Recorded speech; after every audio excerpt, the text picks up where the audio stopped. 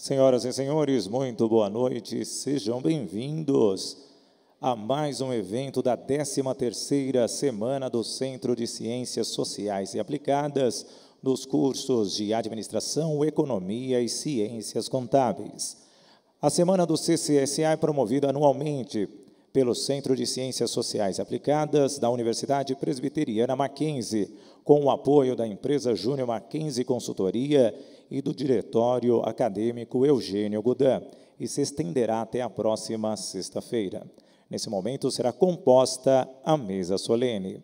Convido a ocupar o seu lugar à mesa o excelentíssimo diretor de Administração e Gestão de Pessoas do Instituto Presbiteriano Mackenzie, o Dr. Wallace Teche Sabaini.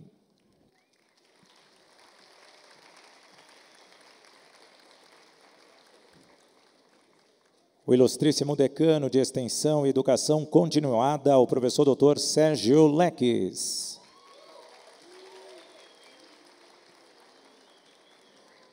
O digníssimo diretor do Centro de Ciências Sociais e Aplicadas da Universidade Presbiteriana Mackenzie, coordenador-geral da 13ª Semana do CCSA, o professor Dr. Adilson Aderito da Silva. O ilustríssimo reverendo universitário capelão, mestre Gildásio Jesus Barbosa Reis.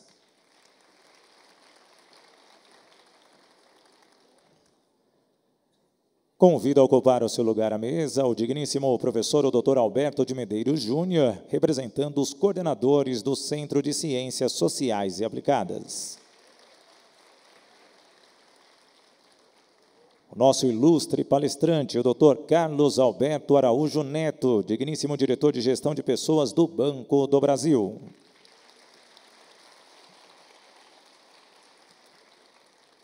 Convido o presidente da empresa Júnior Mackenzie Consultoria, o acadêmico Natan Santos.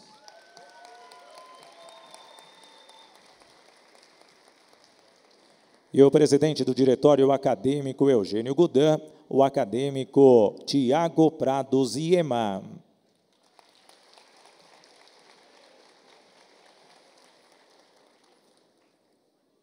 Composta a mesa solene, para a abertura desta solenidade, ouviremos as palavras do digníssimo presidente da mesa solene, diretor do Centro de Ciências Sociais e Aplicadas, o professor Dr. Adilson Aderito da Silva.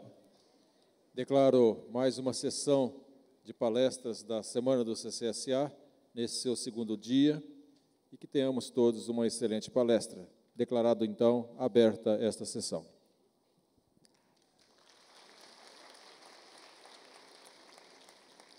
Convido a todos, em pé, entoarmos o hino nacional brasileiro.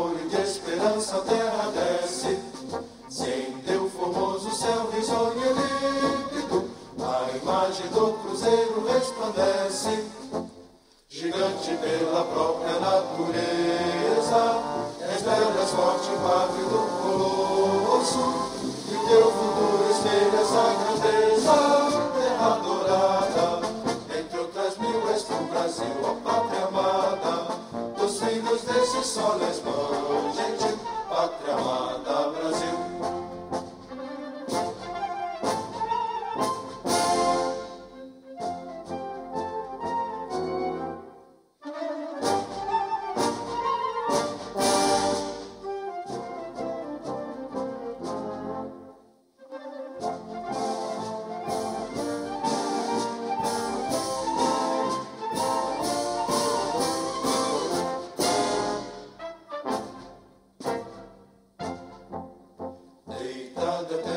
ambiente imenso e esplêndido, ao som do mar e à luz do céu profundo. Fulguras no Brasil, florão na América, iluminado ao sol do novo mundo. Do que a terra mais garrida, Deus tem sonhos lindos, campos tem mais flores, nossos bosques têm mais vida, nossa vida no teu seio mais amores. Ó pátria mãe, idolatrada, salve, salve, Brasil de amor eterno seja símbolo, o lábaro que ostentas estrelado, erdiga o verde louro desta fâbula, paz no futuro e glória no passado. Mas serves da justiça clava forte, verás que o fim do teu não foge à luta. Quem teme, quem te adora a própria morte, terra adorada, entre outras mil és tu, Brasil, ó pátria amada. Os filhos desse sol és mãe gentil, pátria amada, Brasil.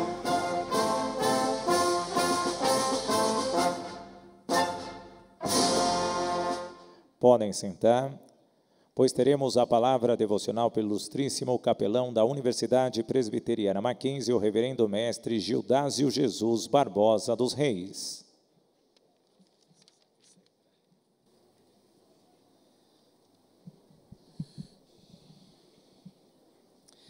Meus queridos, boa noite a todos. Eu quero inicialmente aqui cumprimentar a Dr. Wallace Sabaini, diretor de Administração e Gestão de Pessoas do Instituto Presbiteriano Mackenzie.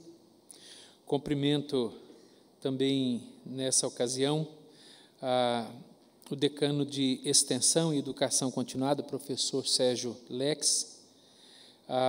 Cumprimento também o professor doutor Adilson Derito da Silva, digníssimo diretor do CCSA, e em nome de quem eu também cumprimento o professor doutor Alberto Medeiros Júnior e também o doutor Carlos Alberto Araújo, que vai palestrar nessa noite.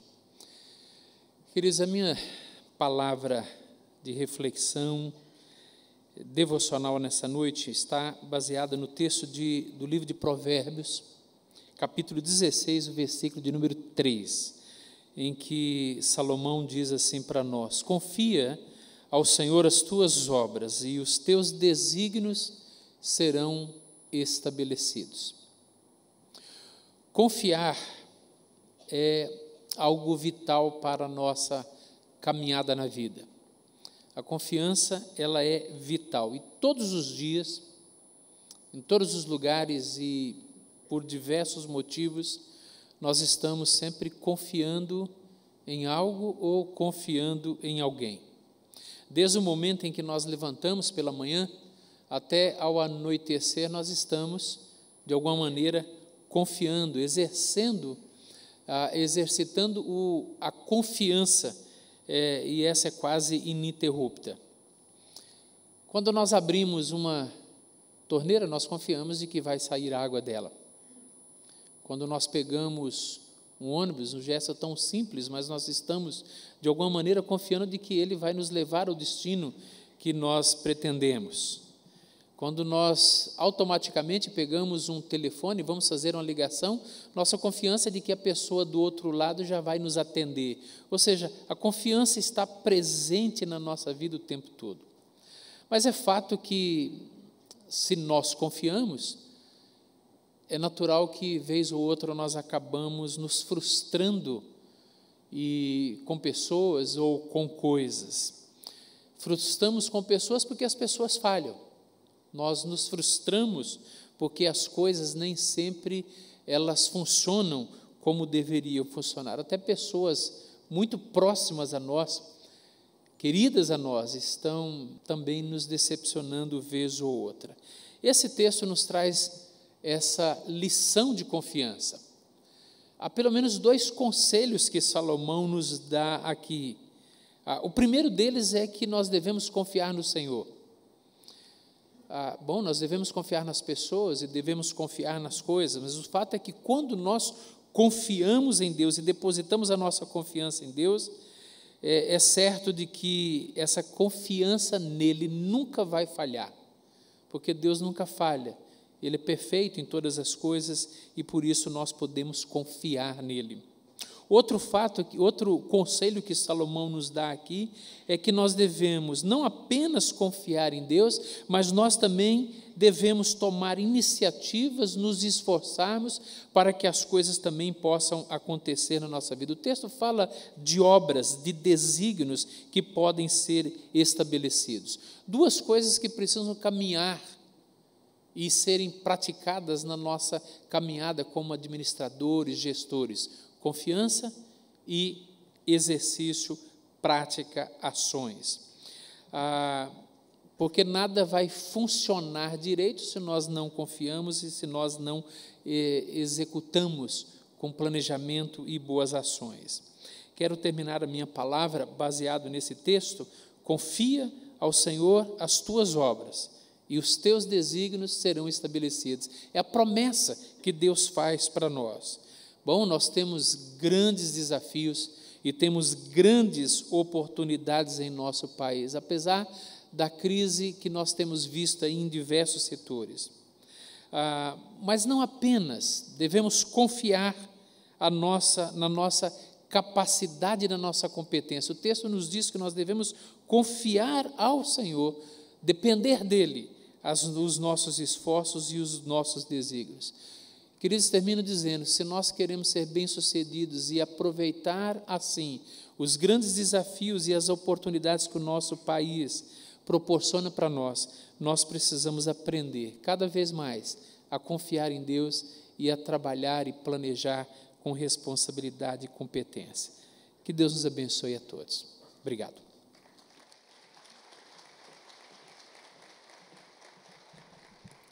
Convido a vir à tribuna a proferir as suas palavras o excelentíssimo diretor de Administração e Gestão de Pessoas do Instituto Presbiteriano Mackenzie, o Dr. Wallace Teche Sabaini.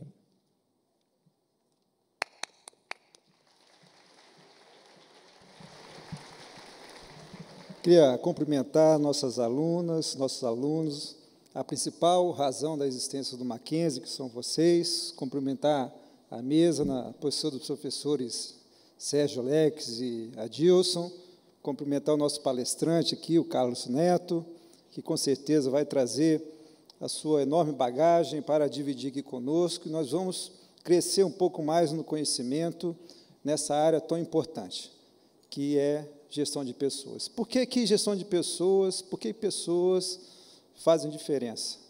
Basicamente, qualquer organização, ela necessita de recursos para ser sustentável, para sobreviver, para ser perene.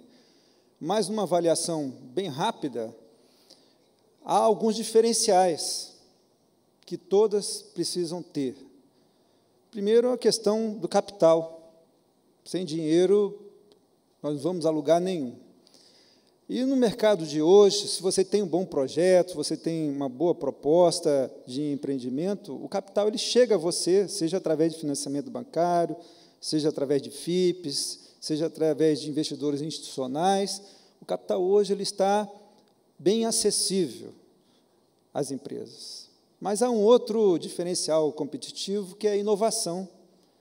Sem inovação, ninguém sobrevive no mercado. Só que, com a tecnologia da informação, com tudo instantâneo, hoje em dia, quem sai na frente, as empresas rapidamente acompanham. E a diferença em relação à inovação, ela é diminuída. São empresas olhando o que o outro está fazendo, muitas vezes aperfeiçoando o que o outro está fazendo, e a inovação ela segue caminhando, basicamente, com várias empresas caminhando juntos. Então, o que faz diferença em qualquer organização para que ela seja sustentável, para que ela seja perene? São as pessoas. São as pessoas que fazem diferença em qualquer organização. Porque sem pessoas capacitadas, sem talentos, sem pessoas comprometidas, nenhuma empresa sobrevive mais no mercado. Nenhuma.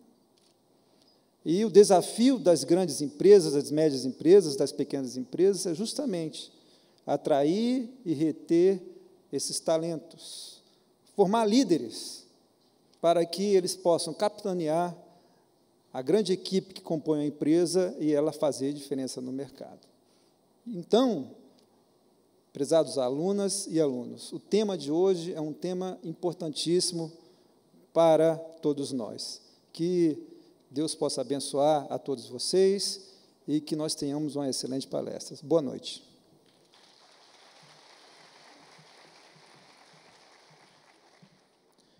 Nesse momento, será decomposta a mesa solene e agradecemos a presença do presidente do Diretório Acadêmico Eugênio Godan, o acadêmico Tiago Prados Iema. Agradecemos também a presença do presidente da empresa Júnior Mackenzie Consultoria, o acadêmico Natan Santos. Gostaríamos de agradecer a presença do digníssimo professor, o Dr. Alberto de Medeiros Júnior, que representa os coordenadores do CCSA. Agradeço também o ilustríssimo reverendo universitário, capelão, mestre Gildásio Jesus Barbosa dos Reis, além do digníssimo diretor do Centro de Ciências Sociais e Aplicadas da Universidade Presbiteriana Mackenzie, o professor Dr. Adilson Aderito da Silva. Agradecemos a presença do ilustríssimo decano de Extensão e Educação Continuada, o professor Dr. Sérgio Lex. E agradecemos o excelentíssimo diretor de Administração e Gestão de Pessoas do Instituto Presbiteriano Mackenzie, o doutor Wallace Teche Sabaini, que eu peço uma salva de palmas a todos eles.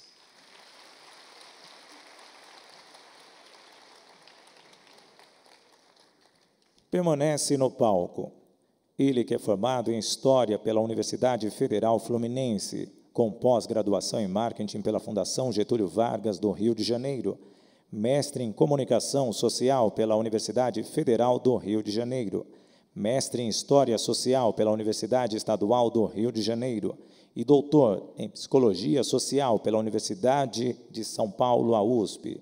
Com 26 anos de Banco do Brasil, atua como diretor de gestão de pessoas e é membro do Conselho Deliberativo da Previ, Caixa de Previdência dos Funcionários do Banco do Brasil.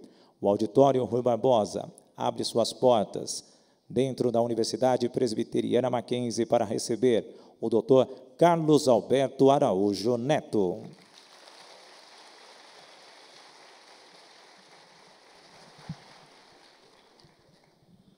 Boa noite, auditório cheio, prazer estar aqui com vocês. Eu vou falar quase nada de estrutura, do que é o Banco do Brasil na sua estrutura, e fiz a opção de falar sobre pessoas, porque vocês trabalham ou trabalharão com pessoas e viverão o desafio de lidar com a diversidade que é o ser humano diante de um contexto, de um cenário em constante mudança. Vou pedir licença para afrouxar a gravata, colarinho, porque eu queria poder conversar sobre a nossa experiência com pessoas. Aqui você tem, aqui eu tenho. Eu tenho certeza que tudo aquilo que eu disser passa pelo filtro da sua crítica, da sua própria experiência de vida, independente do tempo de atividade profissional que você tenha. Certa vez eu estava num debate no Banco do Brasil e um colega já com bastante tempo de banco, já no final da carreira, disse o seguinte: Neto, você é um Don Quixote. É lógico que ele não estava elogiando, mas o que estava em discussão era o poder de transformação ou acreditar na capacidade de transformação. Ele tinha perdido a crença, ele tinha perdido a fé no poder que ele tinha de transformar a vida das pessoas, transformar a estrutura. E quando ele via um ímpeto de transformação, ou uma chama de crença na transformação, ele associou ao Dom Quixote, que a gente conhece bastante da literatura. E eu fui fazer o exercício de ler Dom Quixote de Cervantes. E lá eu encontrei uma frase que, para mim, define muito o que é a natureza humana. Para mim, não foi Freud, Marx, ou quem quer que seja, que definiu tão bem a natureza humana como Cervantes. Num dado momento, ele diz o seguinte: sei quem eu sou, sei quem eu posso ser, se desejar. Notem como isso define bem a natureza humana e o que é lidar com a natureza humana. A busca por se conhecer, a busca pelo autoconhecimento, e, a partir daí, aquilo que eu posso vir a ser, se eu desejar, e dependendo do meu desejo, eu serei ou não. E que eu queria que essa fala aqui, durante esse tempo, e eu quero ser bem rápido para a gente poder interagir na parte de perguntas. Quantos aqui na infância jogaram ou conhecem aquele jogo de varetas, aquelas varetas coloridas que a gente espalhava na mesa? Levanta o braço, por favor. Bom saber que a nova geração já teve contato com esse tipo de jogo. Eu quero saber que ele está disponível para iPad também. Isso ajuda muito a coordenação motora do dedinho, e olha como a gente precisa disso hoje. Eu queria que a minha fala aqui hoje fosse como esse jogo de varetas. Que dentro daquilo que eu disser, daquilo que eu falar, você pudesse encontrar a sua vareta preta, aquela que tem maior valor para você. E eu espero que ao final desse nosso papo, dessa nossa conversa, você encontre algo de valor. E eu acho que esse jogo que nós, na infância, às vezes ninguém nos ajuda a entender o propósito, o sentido, é mais um jogo, uma brincadeira, mas na vida a gente precisa saber separar o que tem mais valor e superar os obstáculos para chegar ao que tem mais valor. Quantos e quantos administradores, gestores, profissionais se perdem naquilo que é periférico e abrem mão daquilo que é essencial? Isso vale na nossa vida pessoal, vale na nossa vida familiar. Vocês já se depararam com gente ou situações que você transita no que é periférico porque você tem dificuldade de tocar no que é essencial? As empresas vivem esse problema. O essencial numa organização são as pessoas. O essencial numa organização é quem você vai atender, que são pessoas. E a gente fala muito do que é periférico, vive circundando o que é periférico. Outro dia, no encontro no banco, eu disse que meta é periférica. E olha que o banco é uma empresa de 1 trilhão de ativos, foi uma empresa que, nos 2 últimos anos, o banco que mais gerou resultado. E uma pessoa chiou, porque como é que meta é periférico? Dentro do ser humano, e dentro do significado e valor social do trabalho, a meta é periférica, meta é consequência.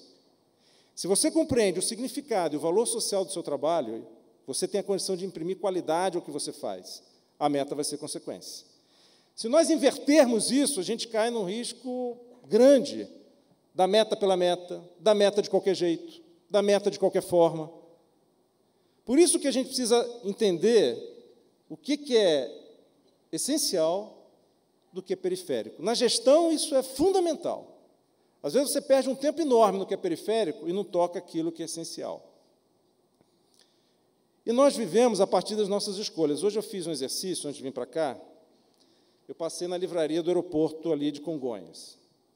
Notem como nós somos responsáveis pelas nossas escolhas. Eu acho que se de tudo aquilo que eu disser, se você puder guardar isso, eu acho que é muito importante. Eu anotei alguns livros que estavam à venda, alguns livros até do lado do caixa. E se está do lado do caixa, algum apelo de venda tem. Gente, vocês podem testar ali. Olha as preciosidades. E isso é gestão de pessoas. Porque você, quando for trabalhar com pessoas, ou você, quando trabalha com pessoas, e principalmente na área de gestão de pessoas, uma coisa essencial, repertório. Você, como profissional, será avaliado e fará diferença a partir do seu repertório. Eu não conheço líder sem repertório. Você pode não concordar, mas ele precisa ter repertório. Notem o que nós estamos buscando como literatura. Um dos títulos é Fale a coisa certa em qualquer situação. Quase que eu comprei para testar com vocês, se funcionava. Gente, pode um negócio desse? Fale a coisa certa em qualquer situação. Ilusão, né? Depois, mude a sua vida em 7 dias. Isso não estava na parte de esoterismo, espiritualidade, estava na parte de administração, viu? Vocês que estudam administração. Mude a sua vida em 7 dias. Eu fico imaginando se no 8º, 9º, e se na semana seguinte não der certo, a culpa não é do livro, a culpa está sempre em você, que não soube aplicar bem. Parece que o número 7 é cabalístico, porque tinha um outro, 7 hábitos das pessoas altamente eficazes. E aí esse é o meu preferido. O poder de ser irresistível. Nossa, chega a ser redundante, né? O poder de ser irresistível. Gente, isso está vendendo. É lógico que tem muito livro bom, na minha opinião, a gente vai falar sobre alguns aqui, mas isso vende. Eu quero dizer uma coisa. As empresas têm contratado palestrantes pagando 15, 20 mil reais. E a área de gestão de pessoas precisa ser estratégica na hora de fazer as escolhas. E eu vou citar exemplos aqui, que eu acho que a gente precisa defender tese. Tem uma palestrante que ela custa em torno de 15 mil a 20 mil reais, chamada Leila Navarro. Lá no aeroporto vende o livro dela. Ela chega e diz, e não sou eu que estou dizendo, isso está publicado, inclusive, numa matéria que o Globo fez com alguns palestrantes, ela diz o seguinte: convidar a área de recursos humanos ou de gestão de pessoas para falar para a própria empresa é como levar a mulher ao motel, não tem a menor graça. E ela ri disso. Uma plateia formada, na maior parte, por homens, ri disso. E aí vem a questão, que escolha nós fazemos? O que nós colocamos para dentro da empresa? É entretenimento ou ajudar o profissional a alcançar a consciência? Nós, profissionais de administração, de gestão de pessoas, fazemos isso. Esse alerta precisa ser dado, porque nós precisamos alcançar o nível da consciência e que tipo de repertório nós trazemos. Então, eu queria que a gente pudesse transitar por algumas experiências. Eu vou falar muito pouco da estrutura do banco, porque eu queria que você pudesse, de fato, levar algo que você pudesse utilizar na sua vida pessoal, profissional. Eu sempre, no Banco do Brasil, trago arte, música, quando eu falo com os administradores. Nós temos, somente na rede varejo do Banco do Brasil, 6.500 gerentes administradores. Banco tem muita planilha, número, tem que ter, é importante que tenha, mas eu acho que a gente pode aprender um pouco com a arte e a gente assimila conceitos com a arte. E gestão de pessoas precisa passar conceitos. Eu trouxe aqui um exemplo para vocês. Isso aqui é uma reprodução, né, de Michelangelo, lá na Capela Sistina, onde ele pôde... A Capela Sistina não é uma capela muito grande, né, é uma capela relativamente pequena. E quando você entra no teto, bem no teto, e no meio do teto você tem aquilo que a gente chama, né, que ele construiu, chamado a criação, a obra dele, a criação, onde ele tem aqui Deus e o homem. Não sei se Michelangelo quis dizer isso, essa é a minha interpretação. Quando eu converso com os nossos gestores sobre o que é gestão de pessoas, o que é lidar com pessoas, eu uso essa imagem. Aqui o dedo de Deus está esticado. O dedo de Adão está inclinado. Dentro da mecânica, a decisão de tocar ou não tocar em Deus está em Adão. Esse espaço aqui é o que a gente chama de livre-arbítrio, ou a condição de escolha do ser humano. Isso aqui não é teologia, eu não estou falando de religião. Vamos pensar Deus aqui na perspectiva da onipotência, ou, como dizem no Rio de Janeiro, tudo de bom. Às vezes a empresa acha que aquilo que ela oferece é irrecusável. Como é que pode alguém não querer, não desejar isso? Por isso que lidar com pessoas é lidar na dinâmica das escolhas que as pessoas fazem. E essa escolha é fundamental, entrar nesse universo, viver, navegar nessa complexidade. Quem parte do princípio que aquilo que você oferece é irrecusável, comete um grande equívoco. Por exemplo, um terminal de autoatendimento dará bom dia se ele for o quê? Programado para dar bom dia. Terminal de autoatendimento não dá bom dia a partir das suas escolhas. Se você colocar numa sala um passarinho morto de fome e do lado dele um prato do mais suculento filé mignon, o passarinho vai morrer de fome. O passarinho não come filé mignon. Se numa outra sala do lado você botar um gato morto de fome e do lado dele um prato do mais caro alpiste, o gato vai morrer de fome. O gato não come alpiste. O ser humano com fome come o passarinho, o filé, o gato, o alpiste, se duvidar até a maçaneta da porta. Por quê? Por conta dessa capacidade de escolha e de transformação. Os animais são 100% dominados pela natureza. Eles são condicionados pela natureza. Nós transformamos as coisas. Nós temos esse poder de transformação. E esse poder de transformação reside nessa nossa condição de escolha, porque é isso que desperta a criatividade, a qualidade. O ser humano dá bom dia mais de 1 milhão de maneiras diferentes. Dá bom dia sem estar com vontade, não dá bom dia com sinceridade, dá bom dia olhando a cor dos olhos do outro, dá bom dia tentando capturar o interesse do outro, dá bom dia sem a menor liga e conexão. Nós fazemos essas escolhas. E a criação, aquilo que as empresas mais precisam, que é a criatividade, a criação, a nossa capacidade de olhar algo e transformar, imprimir valor a isso, reside aqui, nessa condição de escolha. É por isso que gestão de pessoas é lidar com a escolha do outro. E qual a relevância disso como prática de gestão de pessoas? Está muito bonito na teoria, no conceito, mas como é que isso vai para a prática? É mostrar que nós somos responsáveis pelas nossas escolhas. Eu estava falando com o Natan agora há pouco, uma experiência que a gente teve no Banco do Brasil.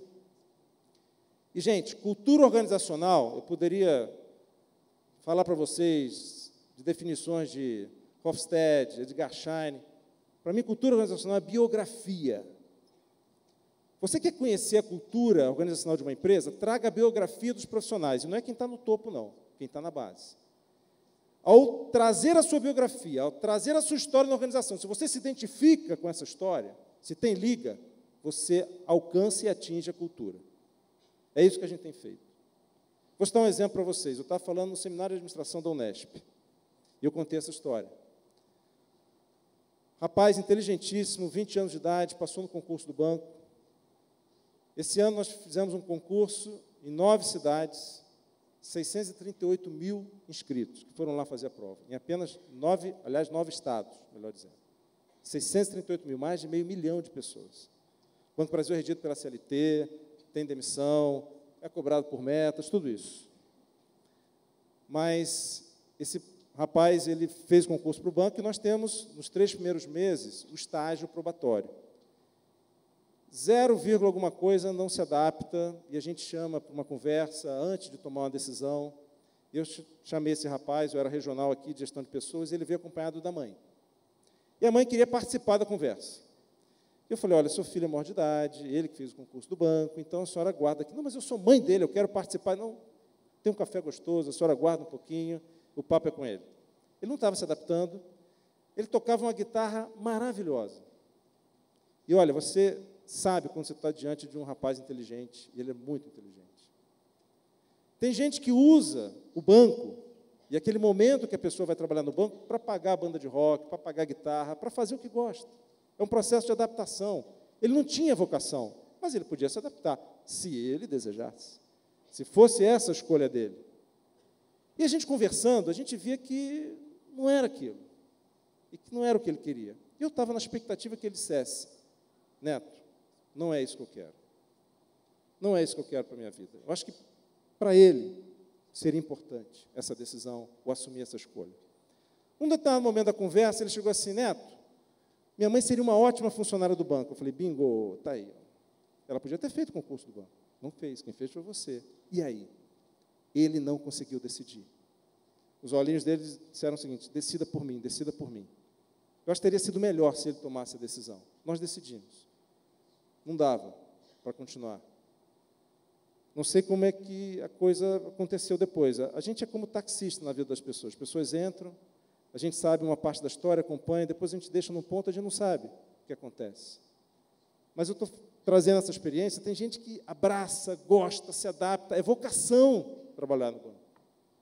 Tem gente que se adapta, e tem gente que não quer e vai passar a vida inteira triste, reclamando, se sentindo mal.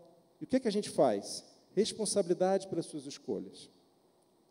O Banco do Brasil paga até 80% do curso de inglês ou espanhol, seja de escriturário até o mais alto escalão. O Banco do Brasil paga 80% do curso de idiomas, até o nível avançado, do básico ao avançado. Na hora que você se candidata a ser gerente no exterior, e o banco está presente em 23, 26 países, tem mais de 1.000 funcionários no exterior, quem é que vai? Quem domina o idioma, dentro do plano de cargos e salários. Então, quando o banco oferta a bolsa, tem gente que diz, eu quero, eu estou afim, eu vou investir nisso, na minha capacitação, na minha formação. Tem gente que diz assim, pô, depois do trabalho, tem aquela novelinha das 8, que é uma beleza, não vou perder a novela. Gente, eu sei que eu estou caricaturando, mas é opção. Tem espaço para quem não quer fazer inglês, mas tem espaço para o cara que quer. Isso aqui é o quê? É escolha. Quando abre uma oportunidade, é importante que ele saiba que isso é resultado das escolhas que ele faz. E aí tem já que a gente falou de alguns livros, como eu citei, eu queria falar sobre esse aqui, do professor Milton Santos, chamado Geografia do Espaço. Esse livro, gente, ele é revolucionário, porque o Milton Santos, e ele revolucionou para mim a geografia, ele trouxe um conceito de espaço que para mim é fundamental. O que é o espaço para Milton Santos? O espaço ele existe a partir do teu olhar. Sem o seu olhar, o espaço não existe. Faz todo sentido. Porque se a Austrália está no mapa mundi, é porque eu enxergo que a Austrália está ali, eu acredito que esteja, eu posso não ter ido lá. Mas o espaço ele existe a partir do teu olhar. Mas ele vai além. Ele diz o seguinte, quer conhecer a história desse espaço? Tente entender a história das técnicas que são aplicadas a este espaço, mudando para o universo da empresa. O que é o espaço organizacional ou espaço da empresa? É o olhar que as pessoas têm, que a comunidade tem, que aqueles profissionais têm em relação àquele espaço. O Mackenzie, o espaço Mackenzie, vai ser resultado do olhar que vocês têm, do que é isso aqui na vida de vocês e do propósito disso aqui. E ele diz, quer conhecer a história? Então vamos conhecer as ferramentas. A avaliação de desempenho é top-down, ou seja, é superior, subordinado, ou o subordinado avalia o superior. Isso é técnica aplicada ao espaço. Notem que a técnica que você aplica interfere na dinâmica do espaço e na condição desse espaço. Na nossa sociedade, na sociedade brasileira, nós nunca trabalhamos adequadamente o que é um bem público. Não precisa abrir a Veja, o Jornal Nacional, para a gente perceber o que se fez e o que se faz nesse país com o bem público. Nós temos falado muito no Banco do Brasil, se alguém achar que é Dom Quixote, paciência, mas o Banco do Brasil é uma empresa onde o Tesouro Nacional, ou a sociedade, é o principal acionista. Consequentemente, nós temos uma responsabilidade com o bem público que é muito grande. Bem público nesse país deve ser algo de vanguarda. Bem público nesse país deve ser algo de qualidade. Bem público nesse país deve ser algo que está na frente, de ética. Nem todos têm esse olhar. Tem gente que olha para o público como olha para o próprio umbigo, primeiro o meu. Notem que isso transita na esfera da escolha e no olhar que a gente tem em relação ao espaço. Então, o que o Milton Santos vai dizer? Busque técnicas que te ajudem a construir um espaço adequado, saudável, construtivo, de desenvolvimento. E ele define trabalho de uma forma maravilhosa. O que é trabalho? Trabalho é trabalho. Trabalho é o salário que a gente vai ganhar, é a função que a gente exerce. Trabalho é transformação. Não existe trabalho sem força transformadora. O que você for exercer na vida ou exerce, saiba que o seu trabalho interfere na vida de alguém. Transforma a vida de alguém. É esse conceito que eu queria marcar com vocês aqui hoje. A gente não problematiza trabalho. A gente não discute trabalho ao longo da nossa jornada profissional. Quando a gente fala sobre significado, eu quero dizer uma coisa para vocês. Nós, na escola, desde o jardim de infância até chegar na faculdade, a gente decora tabela periódica, equação matemática, uma série de coisas. Mas a gente nunca discutiu na escola, a minha geração não discutiu e a de vocês também não. Valor social do trabalho, significado do trabalho, independente da função que você vai exercer, independente da atividade profissional, a gente não pensa o quanto o nosso trabalho transforma e interfere na vida de alguém. Isso não é essencial na vida, gente? Isso não é fundamental na vida da gente? Por que na escola a gente não discute isso? e discute coisas que a gente vai esquecer, que a gente não vai guardar, que a gente não vai levar na vida. Eu estava falando no seminário de comunicação da Unesp, na parte de perguntas, uma pessoa perguntou, por que isso nos foi negado na escola? Eu tenho uma tese sobre isso. Primeiro, porque isso te ajuda a ser mais autocrítico com você. Você não vai aceitar qualquer coisa se desde a infância você souber que o seu trabalho tem um valor social e tem um propósito, tem um significado.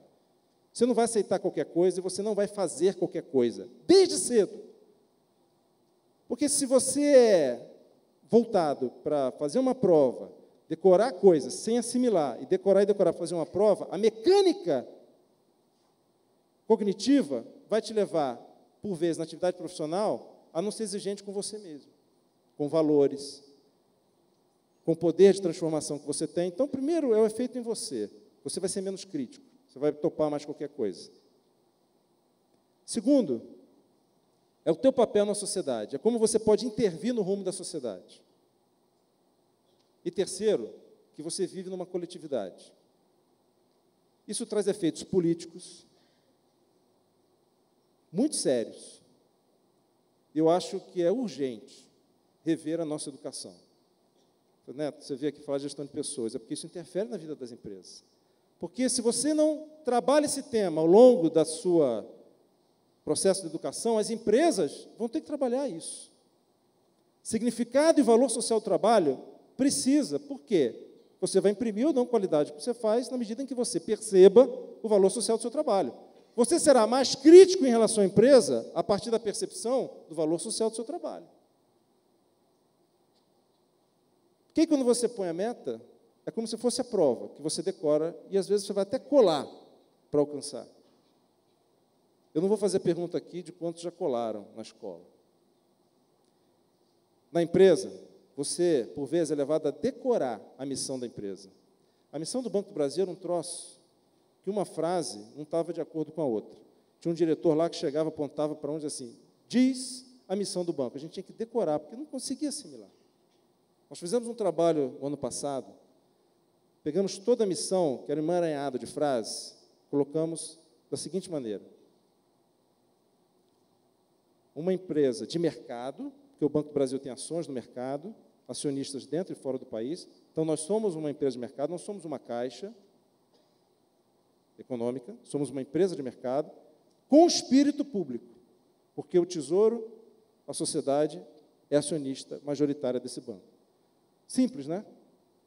Empresa de mercado, que precisa dar resultado, sem onerar o Tesouro, com espírito público. É mais fácil assimilar isso. As pessoas entendem, principalmente se você coloca um trabalho em cima disso, como a gente vai ver daqui a pouco.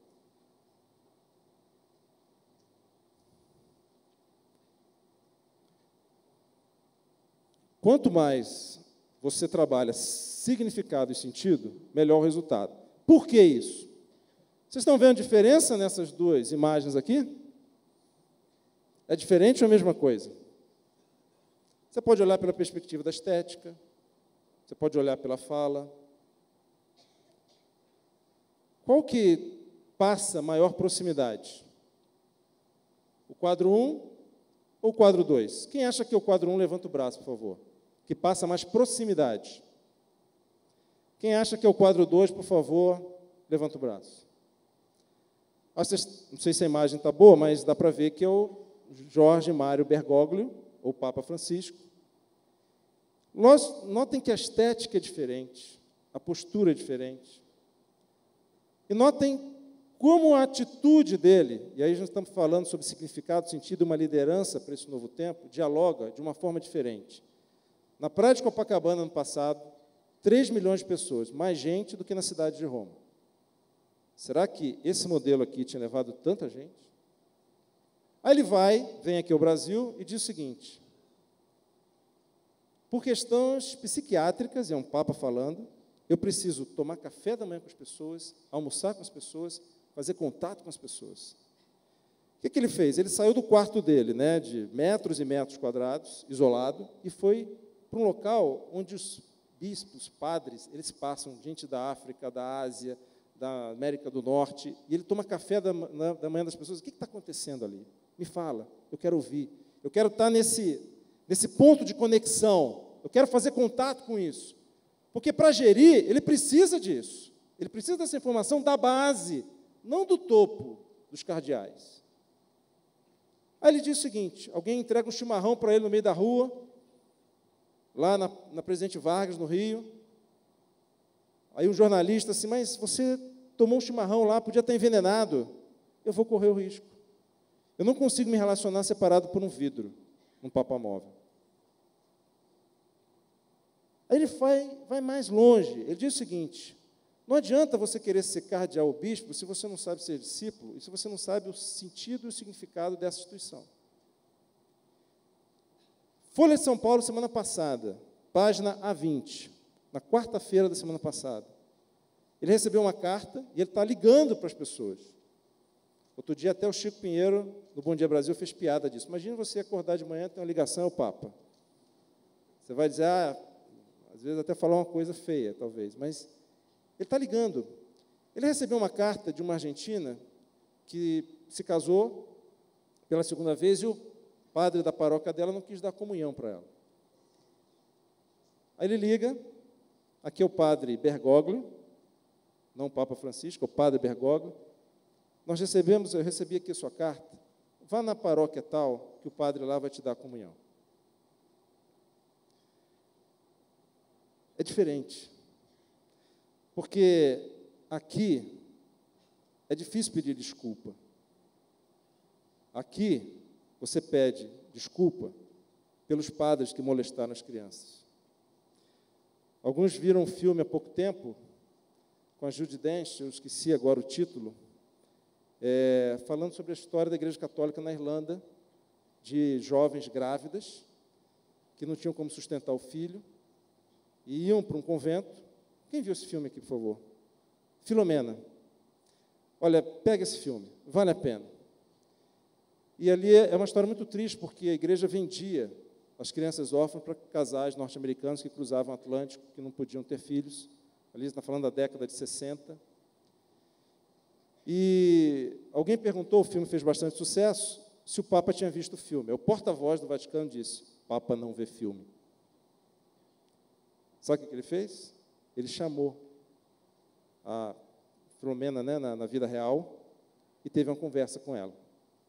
2 semanas depois, ele pediu desculpas pelos atos da igreja. Notem que eu aqui falei do indivíduo, ok, mas tem um livro de um jornalista chamado Gerson Camarote, chamado Conclave. E ele traz um aspecto que eu acho fundamental e vamos trazer aqui para a vida empresarial. Ele diz o seguinte, tudo bem, o jeito dele, a forma dele ser, eu sou do conselho do Banco da Patagônia na Argentina, o Banco do Brasil é dono de um banco na Argentina, eu faço parte do conselho, eu tive a curiosidade de visitar, passar por onde ele passou, para saber, é assim mesmo. Mas a grande questão é o seguinte, por que a estrutura o escolheu? A estrutura podia não ter escolhido ele, podia ter continuado com o modelo, ter escolhido um outro. A estrutura o escolheu, que movimento é esse? E o Gerson Camarote, nesse livro, ele fala bastante sobre esse tema. Por que a estrutura escolheu alguém como ele? Dá para um gerente hoje não fazer reunião com a equipe? Dá para o gerente hoje ficar sentado em cima da hierarquia? Dá para o gerente hoje, né, dizer assim, olha, uma coisa é minha retórica, outra coisa é minha prática. Vem um tsunami aí, e esse tsunami já chegou, do movimento do nosso tempo, que a estrutura vai precisar fazer escolhas, assim como nós, individualmente, lembrem do quadro do Michelangelo, e que escolha nós vamos fazer? Nós vivemos num mundo em transição. Cada vez mais vai ser menos a hierarquia e mais o valor. E aí, de novo, o tema do repertório. O profissional que não tiver repertório, ele vai ter muita dificuldade de aglutinar, de buscar força. E aí tem uma tese de que a liderança é dada pelos atributos individuais. Eu acho que os atributos individuais são importantes, mas o poder está na equipe, o poder está nas pessoas, e isso vai ser cada vez mais forte daqui para frente. Então, que valor a equipe vê, ou as pessoas veem, para agir, para se movimentar? Então, ela vai trabalhar por si, ela vai trabalhar pela empresa, mas ela vai trabalhar por esse camarada que está aqui. Ele merece? Ele desperta potencial em mim? E mais pelo valor e muito menos pela hierarquia. No Banco do Brasil, a gente tem visto bastante esse movimento. Quem quiser saber mais sobre essa história, vale ler o livro do Gerson Camarote. Ele é um jornalista da TV Globo, escreve bem, né, foi repórter do Globo, fez uma entrevista com o Papa por Fantástico, e eu acho que vale a pena avançar nisso. Bom, eu vou correr, porque eu sei que o tempo já está passando. Por conta desse novo tempo, desse tempo que a gente vive, eu queria indicar 2 livros para vocês. O primeiro é esse livro do Manuel Castells, é o último livro dele, chamado Redes de Indignação e Esperança. As empresas precisarão trabalhar o propósito da empresa, o significado que ela traz. Por quê? Porque esse tsunami que vem aqui, ele traz a indignação, um estado de maior intolerância, porque é menos dado pela estrutura, pela hierarquia, e que questiona o poder estabelecido, mas é também a esperança de uma mudança, de uma transformação. Esse livro mostra assim, quem é o dono disso? Quem é o líder desse negócio? Ele fez estudos no Egito, em Nova York, aqui no Brasil, o último capítulo dele é dedicado ao Brasil. Quem é o líder desse negócio? Como é que as pessoas vão para as ruas, depois elas saem, que movimento fica, que lição a gente tira disso? E aí a gente começa a ver o movimento, tem esse livro do Steven Johnson, chamado Emergência, é um dos livros mais importantes, lançados recentemente, que é o que a gente chama de auto-organização. A sociedade em rede e as interconexões nos levarão cada vez mais a um processo de auto-organização. Vai ficar difícil saber quem é o líder desse negócio, porque as pessoas vão se organizar. E cada vez mais isso vai acontecer porque o poder do grupo frente à hierarquia do líder ou do gestor. E a gente sempre faz a separação. Gestor é uma função dentro da empresa. Líder é outra história. Líder, você tem que subir alguns degraus. Nem sempre o líder numa equipe é o gestor. Vocês sabem disso. Então, são 2 livros que eu acho muito importantes para entender o movimento que as estruturas vão precisar fazer para sobreviver. Aliás, gente, nós temos 3 filósofos que a gente usa muito no Banco do Brasil. Nós temos um curso chamado Filosofia Aplicada à Gestão. E aproveitando o Google, livros que vocês podem adquirir, no 5º século a.C., um filósofo chamado Heráclito, e ele é um Raul Seixas do 5º século a.C., ele é o que a gente chama de metamorfose ambulante, porque ele diz o seguinte: o mundo muda, independente da sua vontade. As coisas estão em constante mudança, em constante evolução, independente da sua vontade. Vai mudar, queira você ou não. Tinha um contemporâneo dele, chamado Parmênides, ninguém põe o nome do seu filho. Parmênides é um nome, né, muito feio. E Parmênides dizia o seguinte: olha, o vir a ser, porque é vir a ser, não é dado hoje, porque é vir a ser. Como não existe, porque é vir a ser, não pensa nisso, não. Não ocupe seu tempo com o vir a ser. Fique com aquilo que você tem hoje, no aqui e agora. Para o status quo, isso é ótimo, né? Você não pensa em mudança, em transformação. Fica com o que você tem aqui hoje. Gente, o Banco do Brasil, uma empresa de 205 anos, aliás, 206. 206 anos, líder de mercado. Quem garante que nós seremos nos próximos anos? O Google hoje já faz transação financeira e já está investindo nisso. Quem garante? As coisas mudam. Então, Heráclito dizia para Parmênides: seu tolo, o mundo muda. Não entra nessa de ficar agarrado com o status quo achando que nada vai mudar. Tolice. Tem um chamado fragmento 14 do que ele escreveu, que diz o seguinte: você não atravessa o mesmo rio 2 vezes, ele flui, ele está em constante mudança. No século XVII, um outro filósofo chamado Bacon diz o seguinte: não apenas as coisas mudam, como disse Heráclito, como nós podemos intervir no rumo da mudança. Bacon é um representante do Renascimento, ou seja, um homem no centro dos acontecimentos. Nós podemos intervir no rumo da mudança. Já é um passo adiante do que Heráclito falou. E Hegel, no século XIX, diz o seguinte: ninguém muda nada sozinho. a gente muda em coletividade. E a gente muda na crítica, no debate, na tese, na antítese, buscando a síntese. Nós transformamos em coletividade. Notem como a filosofia pode ser rica na hora de fazer as nossas opções, na hora de construir a visão do que é ser profissional. E aí, a nossa área lá de pessoas está dividida em 3 pilares. Significado do trabalho. Quando o profissional compreende, de novo, o valor social do seu trabalho, ele imprime qualidade ao que ele faz. Vou dar um exemplo para vocês. Um seguro de vida, na ausência de um pai de família, ajuda a pagar a faculdade do filho.